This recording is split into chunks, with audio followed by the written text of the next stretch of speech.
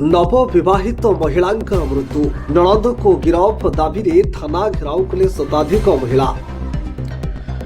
अभयचंदपुर थाना अधीन गणकुजंग ग्राम में गत शनिवार रात्रि एक अभावन घटन नवविवाहित महिला मृत्यु होता।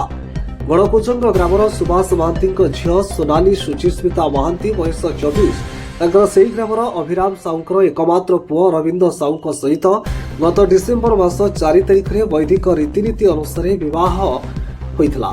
स्थानीय अभयचंदपुर थाना झीर बापा सुभाष महांती लिखित अभियोग कर झील सोनाली तार शशुर अभिराम साहू, शाशु गीतांजलि साहू, नणंद सुचित्रा साहू, ज्वाई अरविंद साहू यौतुक जनित अत्याचार करने सहित झील सोनाली को हत्या करते। अभयचंदपुर पुलिस सोनाली शशुर अभिराम साहू, शाशु गीतांजलि साहू, ज्वाई अरविंद साहू को गिरफ करने कोर्ट चालाण करथिबा बेले नणंद सुचित्रा साहू को पुलिस गिरफ न करिथिबा जोगु आज झीर बापघर परिवार सहित गणकुजंग ग्रामर शताधिक महिला नणंद सुचित्रा साहू को गिरफ करने दाबी में अभयचंद्रपुर थाना घेराव करथिले। या सहित हत्यार उचित तदंत कराई दोषी को उचित दंड मिलने झीर बापा माँ और संपर्कीय माने दाबी करथिले। अभयचंद्रपुर थाना अधिकारी समीर राउत कहते 7 घंटा भितर 3 जन आसामी मान गिरफ कर कोर्ट चालाण कर शव व्यवच्छेद रिपोर्ट आसवा पर आईन अनुसार कार्यानुष्ठान ग्रहण कर पुलिस उपर विश्वास और भरोसा रखु। पुलिस निरपेक्ष भाव तदंत जारी रखी थाना अधिकारी श्रीजुक्त राउत प्रतिश्रुति देवा पर महिला माने धारणार ओहरी जाइथिले। जगतसिंहपुर प्रसाद साहनी की रिपोर्ट, आवाज ओडिशा।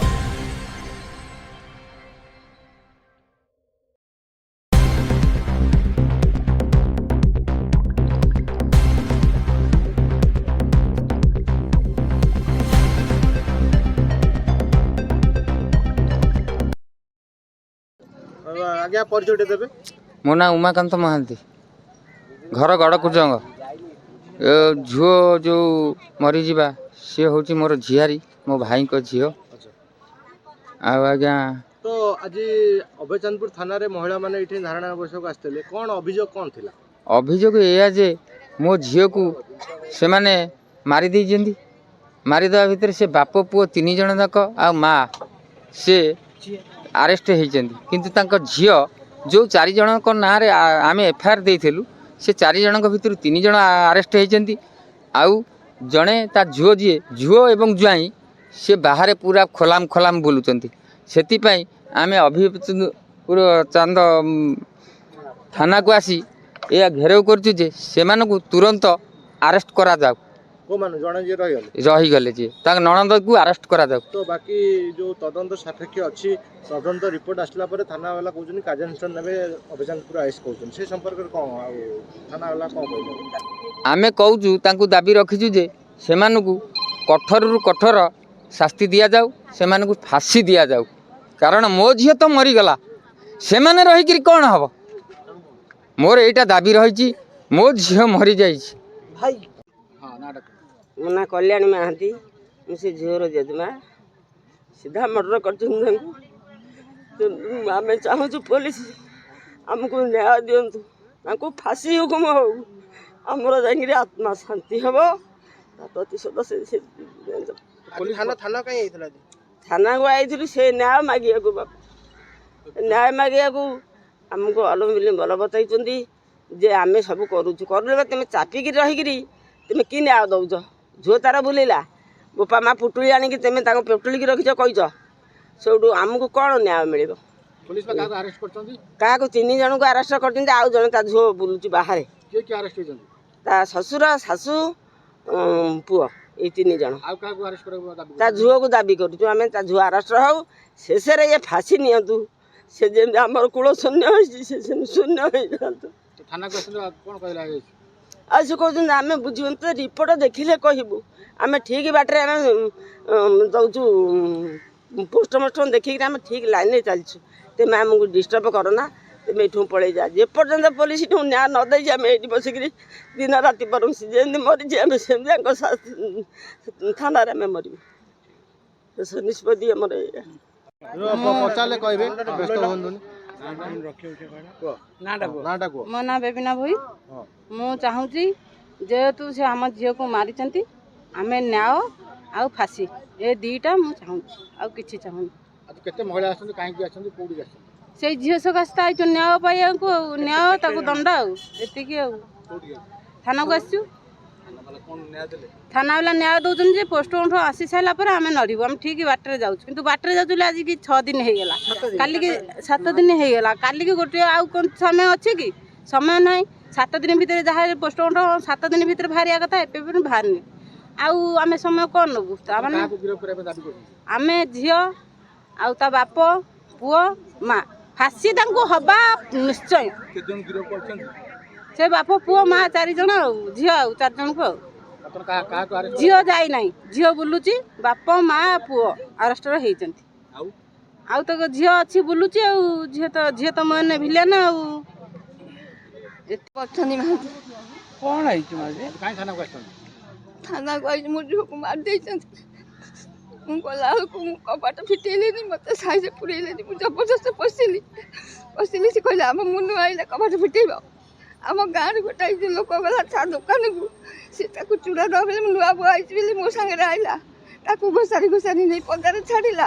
ସେ କହିଲା ହବି ଟିକେ କବାଟ ଫିଟା, ଆଜିକାଲି ପିଲା ଭଲ ଥାଏ କି ମନ୍ଦ ଥାଏ, ତାକୁ କବାଟ ଫିଟା ଦେଖିଆ ନା ମୋର ପିଆଶାଳୁଆ କବାଟ ମୁଁ ଭାଙ୍ଗିଦେବି, ମୁଁ ଭାଙ୍ଗିବିନି। ତାକୁ ଘୋଷାରି ନେଇ ପଳେଇଗଲା।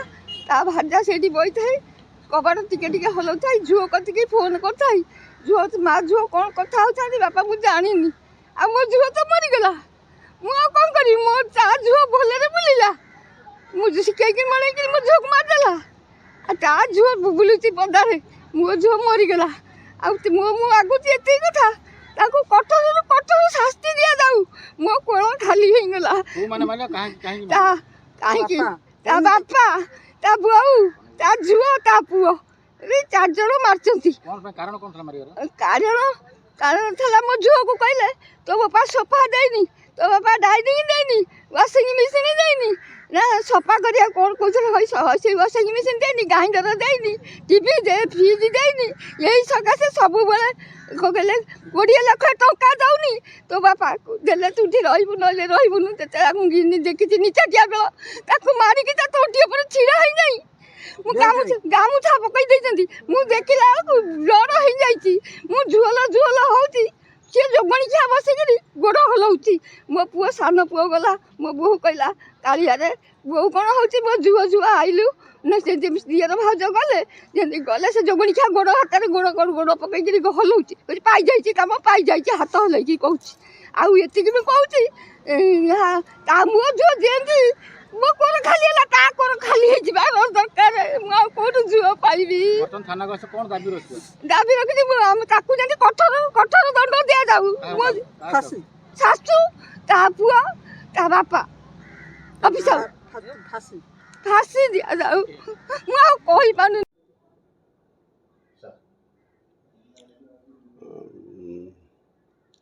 ये किछ 2025 तारिखरे जड़े सुभाष महांती गड़कुजंगर जड़े रिपोर्ट करते जे झील जी 6 मास तले बाहर से गाँव गड़कुजंग गाँव से शाशु घर लोक सस्पिशियस कंडीशन रे तार मृत्यु घटी। तो या भित्तिक गोटे केस आम 22 नंबर केस रजिस्ट्रेशन कर इन्वेस्टिगेशन करूँ। इन्वेस्टिगेशन भितर आम से जो तार हजबैंड थिला हजबैंड ता ना हूँ अरविंद साहू, से झीर ससुर अभिराम साहू, शाशु जी था अरेस्ट कर फरवर्ड कर भी पोस्टमार्टम इनक्वेस्ट पोस्टमार्टम पठाई। पोस्टमार्टम रिपोर्ट आसिले प्रकृत मृत्युर कारण जना पड़ो, तापर फर्दर इन्वेस्टिगेशन से मैंने आसी जे फर्दर आउ जन ना एलिगेशन थिला ननंद जे कि तांकर गिरफ पर तथापि इन्वेस्टिगेशन चली तार इनवॉल्वमेंट के दूर अच्छी से एंगल को सब एंगल को वेरीफाई करी एक्शन निया।